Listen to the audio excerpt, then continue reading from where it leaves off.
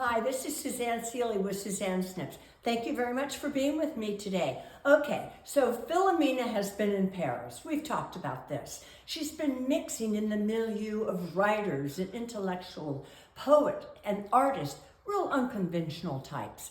And she really has been soaking up all of the ambiance of Paris and this exciting, hustling, bustling world. She likes it. But then when she goes to visit Monet at Giverny, the call of the flowers really does speak to her. So her mind starts turning back to elderberry. And although it sounds difficult, she yearns to go home, back to the mountains, back to the sprinkle-top mountains and the Sunshine Valley and Dragonland.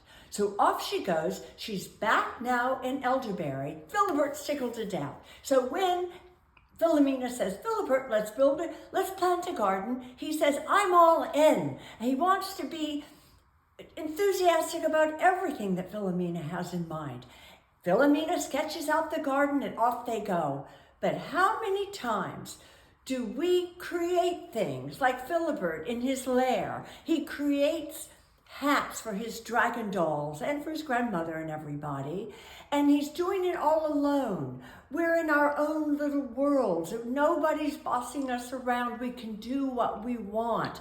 If we want to have a big flower on the top of a hat and make it look like a dessert, we can. So that's what Filibert's done most of his life. He's had the control of his hat making. Well, we often tell children, if you do this much work, you'll get this much out. If you work really, really hard, you can be anything in the world that you want, whether it's true or not. So Filibert goes off with Filomena to plant a garden, and he's decided, and he knows nothing about gardening at all, of course, other than just the flowers on his hats. Anyway, so he decides that he is going to go and he is going to have the biggest red lily in the entire garden. It's going to be spectacular. It's going to stand out among all the other flowers.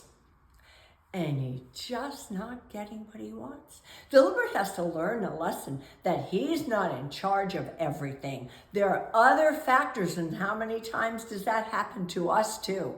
We think we're in charge of everything, and then we get out in the bigger world and we find out that there are other people, other factors, other dynamics that are also playing a part. So you just wonder, so what do we tell our children? That if you do this, you get that, and you can be anything in the world you want.